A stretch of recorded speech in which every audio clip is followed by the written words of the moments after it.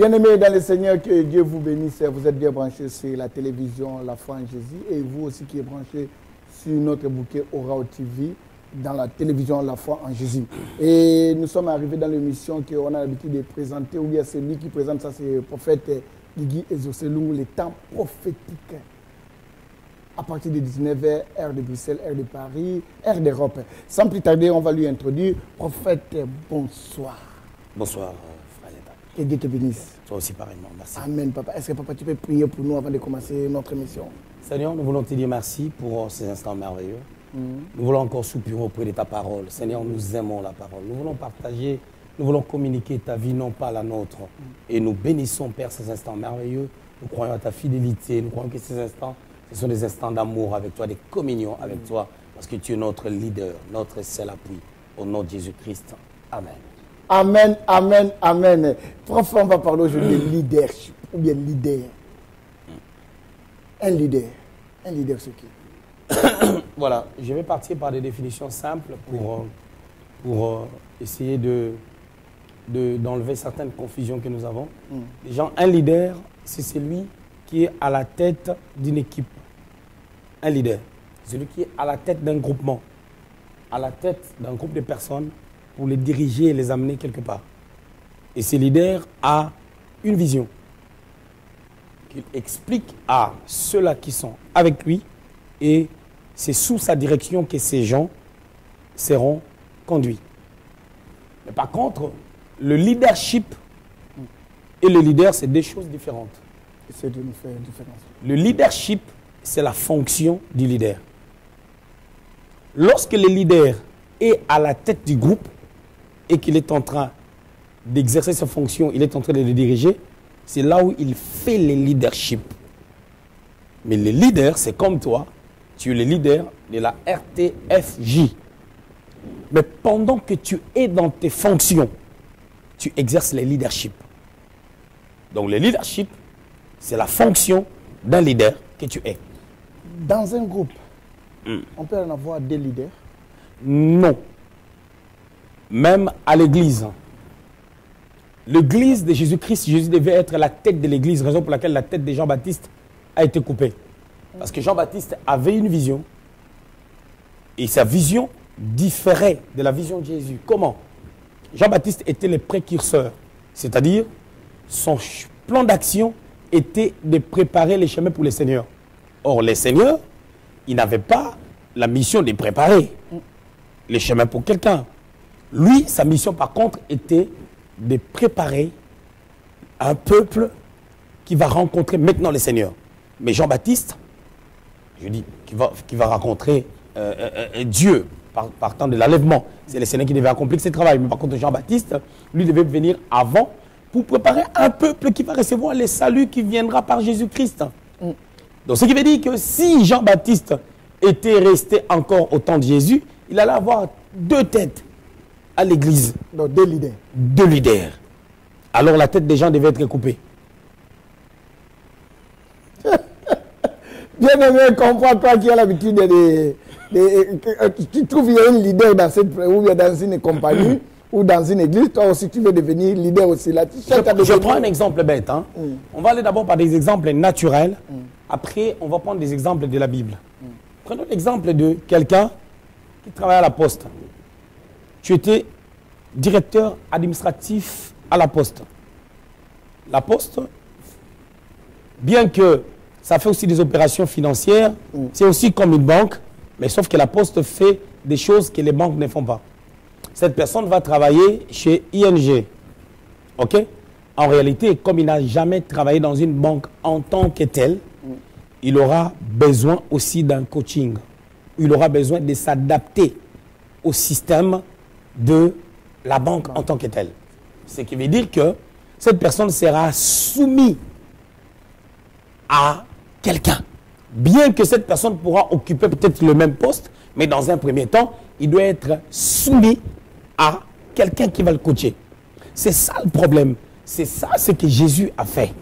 Jésus est venu, il a trouvé Jean-Baptiste en train d'exercer le ministère. Lui, il n'exerçait pas encore. Il a dit, Jean-Baptiste, baptise-moi. Jean a refusé. Il a dit, non, faisons ce qui est parfait. Je dois respecter les règles du leadership. et reconnaître un leader. Tu es leader dans ce que tu es en train de faire. Pour que moi je commence, il faut que je sois introduit. En fait, d'enseigner aux gens ce qui est parfait, la notion d'humilité, la notion de leadership et la notion de la soumission. J'accepte que tu me baptises. Le problème que nous avons aujourd'hui, nous avons le problème de manque de la reconnaissance de leader ou du leadership. Mais comment on peut connaître ça? Lui-là, c'est un leader. Voilà. Ah, ça, c'est un problème aussi. Tout le monde n'est pas leader, tout le monde n'est pas Moïse. Tout le monde n'est pas Moïse. Josué peut être utilisé comme Moïse, mais Josué ne sera pas utilisé au même moment que Moïse. Josué doit attendre son temps. Aaron, bien qu'il est le grand frère de Moïse, il n'est pas Moïse, donc il n'est pas leader. Le problème, c'est quoi? Comment on reconnaît un leader? On reconnaît un leader par... Il y a des petites choses qui démontrent qu'on est leader. Déjà, le fait de prendre les initiatives. Ça, c'est la première des choses. Il y a des gens qui ont des idées. On ne sait pas ça sort d'où. Mais ils ont des idées en eux. Il y a des gens qui sortent des idées. Dès que tu as des idées, tu es aussi leader? Non, attends. Attends. Il y a des gens qui sortent des idées. Ça, c'est la première des choses. Mais attention, l'idée ne peut rester que l'idée lorsqu'il ne s'est pas mis en pratique. Oui. On peut commencer à mettre son idée en œuvre. C'est quelque chose. Mais est-ce qu'on achève son idée? On reconnaît un vrai leader lorsqu'il a des idées qu'il essaye de mettre en place et il a un esprit d'achèvement. Il commence et il continue malgré les épreuves, malgré les réalités. Il exerce son leadership. Ce n'est que par le fruit qui sort de l'exercice de ses fonctions qu'on reconnaîtra qu'il est leader. Mais lorsque tu as des idées, croyant que parce que tu as des idées et que tu es leader, nous, on attend voir le fruit de ton leadership ou du travail que tu fais. Si on ne voit pas les résultats dans ce que tu fais, tu n'es pas leader. Ah bon? Et le leader, ce n'est pas celui qui s'est choisi lui-même. Le leader est celui qui est confirmé par ce qu'il fait après un temps donné. On doit lui donner un temps de voir ce qu'il a fait. Et lorsque dans le temps, tu n'arrives à rien faire. Un exemple bête. Il y a des gens qui bâtissent les églises. Quelqu'un commence une église. Il était quelque part dans une église, il est sorti, il prêche bien. Le fait d'être un bon orateur, ça ne veut pas dire que tu es un leader. On reconnaît un leader pastoral, un leader sur le plan ecclésiastique par rapport au nombre de disciples qui sont formés. La Bible déclare un disciple, un bon disciple deviendra comme son maître. Un disciple doit ressembler à son maître. On doit te voir se reproduire dans la vie de tes disciples. Ce n'est qu'alors qu'on reconnaîtra que tu es réellement un leader. Si tu ne te reproduis pas, tu n'es pas un leader. Les gens font des églises, tu verras les pasteurs, ils fonctionnent à sa manière. À l'église, tout le monde fonctionne à sa manière. Quand on donne les micros aux gens, chacun fait des choses à sa manière. On ne voit pas ses traces. La Bible déclare que lorsqu'on a vu Pierre, on a reconnu qu'il était avec le Seigneur parce qu'ils avaient le même langage, le langage des Galiléens. Et plus loin dans la Révélation, pour parler de cette pensée, si on laisse les contextes historiques, que Pierre parlait comme Jésus, ils étaient des Galiléens. Si on va plus loin, on va dire ceci, Pierre avait le même langage que Christ. Ce qui veut dire que Christ était le leader. Pour qu'on reconnaisse que Pierre était son disciple, il a fallu que Pierre soit influencé par Jésus, avoir le même langage que lui. Ça sont des choses, quand tu commences une église par exemple, au bout de 3 ans, on ne voit pas ces choses, tu n'es pas un leader, laisse-nous. Quand est-ce qu'on va comprendre que lui, là, il est un leader? Parce que tu sais, oui. prof, il y a un problème. Mais c'est ce que je viens de dire. Oui, c'est ça. Il y a un problème. L'autre dit seulement que je suis leader dans son coin, il est leader. Et moi, je fais des choses comme leader. Je fais comme des leaders. Un leader peut prendre des décisions quand? Dans son groupe. Ou bien dans le groupe que lui, il est en train de diriger. Déjà, le problème, c'est quoi? Un leader est déjà celui qui a la capacité de pouvoir présenter déjà son champ d'action, son projet, sa vision. Il le présente à ceux-là qui sont avec lui. Ça ne se fait pas en fournissant des efforts, on n'étrangle pas les gens au cou. C'est une vie qu'on transmet aux gens, c'est naturel. En gueulant sur les gens. Non. Non. Le leadership, en fait, dans les fonctions du leader, ce qu'on appelle le leadership, ce n'est pas le fait de crier sur les gens et ce n'est pas le fait d'être méchant. Le fait de caractère. Non, le leader doit savoir là où il doit hausser les tons, là où il doit parler naturellement, là où il doit, c'est-à-dire, lui, il doit être équilibré. Ce n'est pas en criant sur les gens qu'on va transmettre la vision. Déjà, je vais relever déjà une équivoque. Quelqu'un qui est leader est déjà celui qui est formé. Or, lorsque je parle de la formation, je parle de la capacité d'avoir la maîtrise, les compétences de pouvoir diriger les gens. Ce qui veut dire que lui-même, il a connu des échecs, lui-même, il a connu des exploits. Il a un témoignage à donner à ces gens-là. C'est par rapport à sa vie, c'est par rapport à ce que lui, il a expérimenté, qu'il aura la capacité de se reproduire dans la vie des gens. Il faut une expérience. Ce n'est pas l'expérience d'un an, ce n'est pas l'expérience de 2 ou 3 ans, mais c'est l'expérience des années. Et au niveau des églises, ce n'est pas parce qu'on prêche bien qu'on est leader. Non. On n'est pas leader parce qu'on prêche bien. Quelqu'un peut être un bon orateur, mais il n'est pas leader. Parce qu'un leader doit être équilibré. C'est la joue aussi sur son caractère. Est-ce que tu es en train de dire que les autres hommes de Dieu comprennent ça? Comprennent ça? Ça, je ne sais pas s'ils ne comprennent pas, mais moi je crois qu'ils ne comprennent pas. Pourquoi? Parce que nous avons beaucoup des églises qui sont dans des criques. Vous connaissez les criques de véhicules? Lorsque les pneus ont un problème, on met les criques. Est-ce qu'un leader peut commencer toujours à avoir des échecs, tout, dans tout ce qu'il est en train de faire? Lorsque les échecs sont perpétués dans la vie d'un leader, ce n'est pas un leader. Dans la vie d'un leader, il peut commencer en boitillant, il peut commencer en trébuchant, ce qui est tout à fait normal dans l'apprentissage. On peut commettre des erreurs d'une manière ou d'une autre, un déséquilibre, ainsi de suite. Mais à un moment donné, lorsque le leader finit sa formation, il doit atteindre un niveau de la maturité. C'est par la maturité qu'il va exercer son leadership. Et c'est par là qu'il va commencer à se reproduire. Et on verra les fruits. C'est le fruit du travail. Ce n'est pas parce que tu dis que tu es leader que tu es leader. C'est le travail qui détermine ton leadership. C'est le travail qui détermine du fait que tu es leader. Ça, tu me provoques, mais j'ai une question à te poser. Il faut que je te pose parce que tu es prophète, tu es quelqu'un qui est dans les 5 ministères. Donc, comme on est dans ton émission, les temps prophétiques, on profite de te poser cette question. Et des leaders sans engagement. Quand on dit leader sans engagement, donc peut-être leader sans église. Leader sans comme ça, leader pas comme ça. Ça, c'est un leader?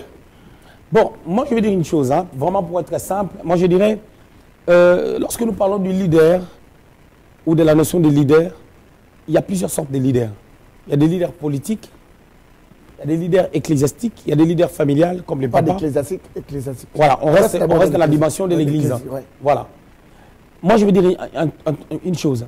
Dès qu'on parle de leader ecclésiastique, déjà, quand tu n'as pas d'église, on ne peut pas te cadrer dans le niveau ecclésiastique. Tu es itinérant. Je crois au ministère d'itinérance. Ok? Il y en a aussi des gens qui sont... C'est biblique. C'est biblique, mais au jour d'aujourd'hui, l'itinérance, moi je trouve qu'il y a d'autres personnes, si de 100% des pasteurs itinérants, je crois peut-être que sur 100%, il n'y a que 2% qui sont itinérants pour les vrais. Et les 98, c'est faux. Comment ça? Pourquoi? Des fois, on avait une église, on a fermé, on devait itinérant. Parce qu'on a échoué. Mais avant qu'on avait commencé l'église, on avait démontré aux gens qu'on avait reçu la vision de la part de Dieu. Si la vision était venue de la part de Dieu, ça ne peut pas se fermer. Oh. Ça, c'est... Je suis désolé, excusez-moi de dire tout ça. Excusez-moi, ça c'est très important parce qu'on a plein des itinéraires aujourd'hui, plein même. Plein qui voyagent de voyage en voyage, qui portent de veste en veste, et puis les photos, à Facebook. L'itinérance, ce n'est pas de veste.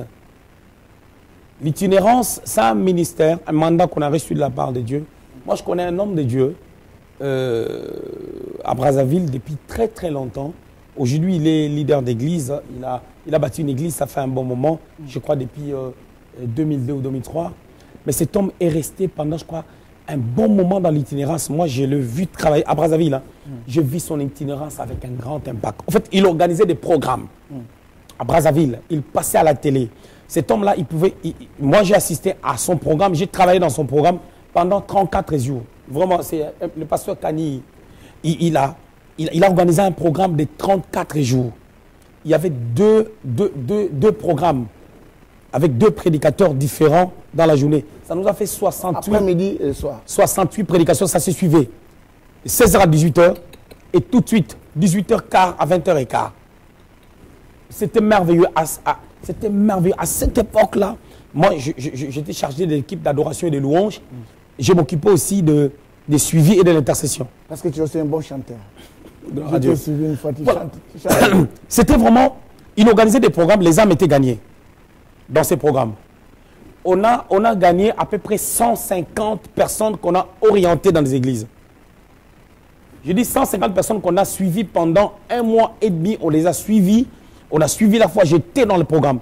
Tu sais, ces genres de personnes, il n'a pas d'église, mais c'est quelqu'un maintenant qui est leader ecclésiastique, mais au niveau du corps de Christ. Mais c'était un homme, mais Dieu l'avait béni. À cause du travail qu'il faisait, il savait ce qu'il faisait. À un moment donné, lorsque le Seigneur lui a donné maintenant la mission de bâtir, il a bâti. Il a bâti une église. Mais ce n'est pas de nos jours aujourd'hui. On était dans une église, on a quitté parce qu'on s'est prêché, on sait mettre la veste, on a les épaules pour prendre la veste. Et puis on ne veut pas être sous quelqu'un. On devient itinérant. Et ce genre de personnes nous causent des problèmes dans nos églises. Quand tu les invites, il n'a pas d'âme, il n'a pas, pas de fidèles. Est-ce que c'est arrivé que tu appelles quelqu'un qui n'a pas d'église, tu l'invites? J'ai déjà fait ce genre d'erreur, aujourd'hui, j'en ferai pas. Oh. Et ces genre de personnes nous ont causé du tort parce que quand ils viennent, après ils rentrent en contact avec les âmes sur Facebook, ils leur demandent de l'argent. Ils draguent même. Ils draguent même. Et puis ils commencent des fois à les suivre, à suivre ces âmes-là, à ministrer dans leur vie. Oh. Comment tu peux ministrer? Paul dit, hein, je ne bâtirai pas sur les fondements d'autrui. C'est ce que les gens font. Oh, l'itinérance, a priori, c'est reconnu dans la Bible. Il y avait des itinérants dans la Bible. Dans le livre des 3 Jean 2, lorsque Jean est en train de dire à Gaius, je souhaite que tu prospères à tous égards, machin, bien avant, Jean est en train de reprocher l'attitude de certaines personnes qui ne recevaient pas des itinérants, des pasteurs itinérants. Voilà. En réalité, c'est par expérience au jour d'aujourd'hui. Si quelqu'un n'a pas d'église, je me méfie pour l'inviter chez moi, dans mon église. C'est par rapport à certaines choses qu'on a vues. On a invité des gens qui n'avaient pas d'église. Ils nous ont fait des conneries. Parce que je ne parle pas de tout le monde, hein, excusez-moi. Je ne parle pas de tout le monde. Il y a des gens qui sont dans l'itinérance pour de vrai. Gloire à Dieu pour vous. On acclame pour vous. Moi, je suis en train de marteler, de mettre un coup pour ceux-là qui le font pour un intérêt sordide, pour chercher de l'argent. Ces gens-là, ils viennent parce qu'ils cherchent l'argent. Ils cherchent l'argent et puis après ils suivent les âmes. Il y en a beaucoup. Ils sont nombreux. Mais, nous prêchons. On ne va pas s'empêcher de pouvoir dire ces vérités parce qu'il y a quelqu'un qui est dans le vrai qui le fait. Moi, je suis dans le ministère prophétique. Beaucoup de prophètes sont critiqués. Je n'ai pas fermé la bouche des gens pour dire que non, ne parlez pas des prophètes parce que moi je les suis. Qu'ils parlent de tout ce qu'ils veulent sur les prophètes et tout. Si je suis dans le vrai, je suis dans le vrai. Si je suis dans le faux, je suis dans le faux.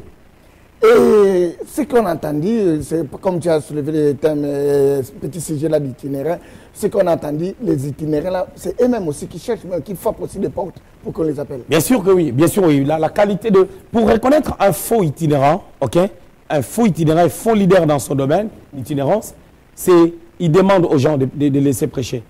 La prédication, la Bible dit, c'est poussé par les Saint-Esprit que les hommes ont parlé de la part de Dieu. Si j'ai besoin que tu prêches dans mon église, c'est à moi de t'inviter. Ce n'est pas à toi de me demander de venir prêcher. Ouvrir des portes, machin, je cherche des portes, nanana. Ça sont des histoires, c'est pas dans la Bible.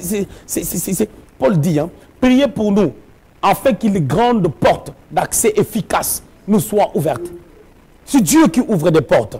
Paul dit, priez pour nous. Il dit aux Éphésiens, priez pour nous, afin que lorsque nous ouvrirons la bouche, que nous puissions annoncer les mystères de Christ. C'est Dieu qui donne la capacité d'enseigner, de prêcher la parole de Dieu. C'est le Seigneur qui ouvre des portes. Dieu est capable de le faire. S'il vous plaît, prophète, que Dieu te bénisse. Nous sommes bien branchés sur la télévision La Foi en Jésus, la télévision de la vérité qui libère. Donc, c'est la vérité. Et j'aimerais encore soulever... Ou bien... Et je plus encore, j'ai dit, lorsque tu vois un pasteur traîner pendant 1 mois dans un pays, il traîne quelque part dans un pays, il a voyagé, il fait 1 mois pour faire genre, je suis pas à l'église, je suis dehors, à moins que ce soit une révélation, il reste là pendant longtemps. Soit il a des problèmes lui-même, soit il a des problèmes dans son église. Parce qu'un pasteur, quand on l'invite, je vais aller aux États-Unis dans 1 mois. OK? Je vais aller aux États-Unis. Les États-Unis, c'est quoi? C'est un pays comme la France, comme la Belgique, comme le Luxembourg, comme les Congo. Je vais aller aux États-Unis, je vais faire 12 jours. 10 à 12 jours. Ils m'ont dit, mais pourquoi tu restes pas très longtemps? Je dis, j'ai un travail à assumer. Oui. J'ai un peuple à diriger. J'ai un peuple à gérer. J'ai des formations que j'ai faites au peuple de Dieu. Je dois être là pour des formations et tout. Je pars aux États-Unis, je vais faire 12 jours, je reviens et je vais prêcher dans 5 églises. Je prêche, je finis, je pars tout de suite. Dès que je finis, le lendemain, je prends l'avion. Je pars, j'étais parti en Afrique du Sud. J'avais fait 5 jours en Afrique du Sud. Non, on va dire, reste un peu pour que les portes s'ouvrent. Mais attends, comment est-ce que Dieu ne m'a pas dit quelque chose? Moi, je ne cherche pas l'argent. Je viens pour apporter la parole de Dieu. J'ai fait 5 jours en Afrique du Sud, j'ai prêché 4 jours, j'ai pris l'avion, je suis retourné. Et quand est-ce qu'on peut appeler une itinéraire dans une église ou dans une église? Un pasteur itinérant. Ouais. Comment? Quand on peut l'appeler? Si vous avez des problèmes ou bien quoi? Non, si peut-être si les Saint-Esprit vous voient à cœur. Moi, pour l'instant, mon Saint-Esprit en moi, on s'est convenu que les itinérants ne viendront pas. Pourquoi? Parce que j'ai été déçu par les itinérants. Vous êtes bien branché sur Désolé. WTV La Foi en Jésus. Ça, c'est prophète Guigui Lungu d'Elisambo. C'est lui qui est en train de nous éclaircir des choses que peut-être nous-mêmes, on vient dans des églises, mais on ne comprend pas. Et gloire à Dieu, parce qu'il y a des hommes de Dieu qui sont en train de parler même des autres choses qui font mal aussi au corps du Christ. Les autres cachent. Je sais qu'il y aura des gens, bon, moi, les gens sont déjà fatigués de moi. Je ne sais pas, peut-être ils vont me suivre. Ben, lui, peut-être il y aura encore des problèmes plus tard, mais pas de problème. Et on est en train de poser seulement des questions. Prof, parlons, retournons pas leader. Est-ce que nous, dans votre génération, vous, les hommes de Dieu, je vois des réunions de partis par là, des hommes de Dieu. Est-ce que dans votre temps maintenant, là, est-ce qu'il y a un leader qui peut faire des choses que les autres sont en train de faire là? Comme quoi? Je n'ai pas bien compris. Non, ma question est comment? Et tu vois maintenant, il y a des réunions pastorales par-ci par-là. Est-ce que ça te convient de rentrer dans des réunions comme ça, ou bien tu vois que ça c'est un bon leader qui est en train de faire des réunions là, il faut qu'on le suive ou pas? Oui, bien sûr. Moi je me dis, il y a des hommes de Dieu que le Seigneur a élevés dans cette génération qui font bien leur travail, nous les respectons, nous reconnaissons vraiment le travail qu'ils sont en train de faire. C'est pas seulement les Américains. Oui. Il y a aussi des Blacks comme moi qui font un bon travail. Nous les respectons. Voilà. Moi, il m'arrive il n'y a pas longtemps, j'étais parti à Paris pour assister à un programme, une conférence des pasteurs qui a été organisée à Paris. J'étais là juste pour assister. J'ai pris la voiture, j'ai fait 4 heures de route, c'est-à-dire 4 heures, ça fait 8 heures, pour assister à un programme à Paris. J'ai dormi à l'hôtel, c'est moi qui ai payé. Les gens ont parlé, j'ai aimé les orateurs qui ont parlé. Voilà, j'ai aimé, c'était bien, j'étais béni au travers de ce qui a été enseigné. Voilà. Mais sauf que moi, je ne vais pas n'importe où, n'importe comment. Voilà. Moi, par la grâce de Dieu, tu sais, il y a des choses qu'on a fait il y a quelques années en arrière. C'est pas aujourd'hui, en travaillant pour les seigneurs, aujourd'hui, ça fait 18 ans, depuis que je travaille d'arrache-pied pour les seigneurs, c'est pas aujourd'hui que on va continuer à faire des erreurs pour aller n'importe où, pour passer le temps. Là, maintenant, on n'a plus de temps. On doit faire l'essentiel parce que nous courons vers la perfection. On n'a plus de temps, voilà. Moi, je me dis, mon temps est précieux. Je me dis, je suis un bosseur, je dois travailler, je n'ai pas de temps à perdre. C'est-à-dire, là où je pars et que ça me fait perdre le temps, j'irai pas. J'irai pas. Moi, je me dis, aujourd'hui, si j'ai pris la décision de ne plus inviter les itinérants dans mon église, c'est parce que je crois que, à une certaine dimension, étant leader, étant responsable d'église, on a le droit de prendre des décisions. Paul a interdit aux femmes de parler à une certaine période. Pourquoi? Parce que il y avait des choses qui s'est passées qui n'étaient pas en bonne et due forme. Voilà. Lorsqu'on est responsable d'église, on peut prendre une décision. Le Seigneur est venu au temple, il a vu que la maison de Dieu était devenue une caverne de brigands.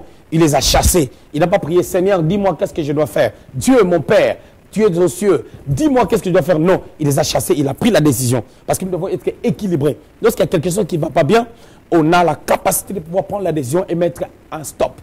S'il y a un itinérant, le Seigneur me parle, il me dit, celui-là c'est un homme sérieux. Gloire à Dieu. Pourquoi pas le recevoir? Je vais le recevoir. Mais pour l'instant, pour que j'invite un itinérant, il est itinérant par rapport à quoi? Qu'est-ce qu'il amène à l'itinérance? Il arrive des fois, le divorce amène les gens à l'itinérance. On avait une église, on a divorcé, l'église a fermé. On devait itinérant parce qu'on n'a plus d'église. Mais on prêche bien, on sait manipuler l'auditoire et tout. Et puis on est à l'itinérance. On sait que non, on ne peut pas bâtir une église parce qu'on a fait trop de grave. On a divorcé 2-3 fois. Et puis on ne sait plus quoi faire. On change de pays. Parce que de l'autre côté, on sait que non, j'ai pollué les sacerdoces, je ne peux pas exercer. Je change de pays, je pars dans un autre endroit. Il y a même des gens qui changent de pays, qui quittent l'Europe, qui partent en Afrique. Parce qu'ils vont mettre des costumes. En Afrique, on va les respecter parce qu'ils ont des costumes. Jésus est le même. Amen. Ce n'est pas les costumes qui prêchent. C'est Jésus qui nous permet de pouvoir faire l'œuvre de Dieu. Les gens ont besoin de la vérité. S'il vous plaît, vous qui me suivez à la télé, les gens ont besoin de ces choses. Nous avons besoin de remettre la pendule à l'heure. Nous avons besoin de ramener les gens auprès du Seigneur. C'est très important. Jésus revient. Ce travail est en train d'être bafoué. Combien des incrédules sont quelque part? Ils traînent à cause du désordre. J'ai reçu un avocat dans notre église, la semaine passée. Il est venu à l'église pour la première fois. Il n'a jamais été dans une église. 25 ans, il exerce son métier d'avocat, machin, tout ça. Il vient, il me dit, j'essaie de comprendre pourquoi il est... Qu'est-ce qu'il a poussé à pouvoir venir pour la deuxième fois. Il m'a dit, j'ai vu que tu es comme un blanc. L'organisation, la structure, l'équilibre, la diversité d'origine, des nationalités dans notre église. Et ça lui a permis d'avoir un autre regard sur les Noirs. Il se disait, lui, les histoires, les églises où les pasteurs noirs dirigent, il dit, c'est du théâtre. Mais il est venu. Le dimanche, là, je l'ai vu debout, en train d'acclamer sur la parole. C'est la 3e fois qu'il fasse un culte depuis qu'il est né. Je l'ai vu en train d'acclamer. Il a vu des personnes importantes se lever, acclamer, ils sont là à fond. Ils baptisaient du Saint-Esprit. Des gens qui ont des entreprises, des gens qui sont posés, des hommes de couleur bon, les blancs disent que nous, les hommes de couleur, les hommes de couleur que nous sommes, et aussi des blancs ensemble en train de célébrer les Seigneurs. C'est une bonne chose. C'est une bonne chose. Nous devons donner le goût. Nous devons amener les gens à comprendre que Jésus est vivant. Nous sommes les sels du monde. Nous devons donner le goût parce que nous sommes les sels du monde. Merci, prophète. Je peux ajouter une question là. Qui peut conseiller un leader? Et à quel moment qu'on peut conseiller un leader? Voilà. Celui qui peut conseiller un leader, c'est celui qui a fait une marche qui peut nous démontrer que lui-même, il est un leader. Parce que tu n'apprendras jamais à une personne de faire la semoule si a priori tu n'as jamais fait la semoule. Ça, c'est déjà quelque chose. Mais la deuxième des choses, il y a aussi des personnes qui sont avec nous, qui peuvent nous apporter un plus. Sage. Bien qu'on est leader, ok?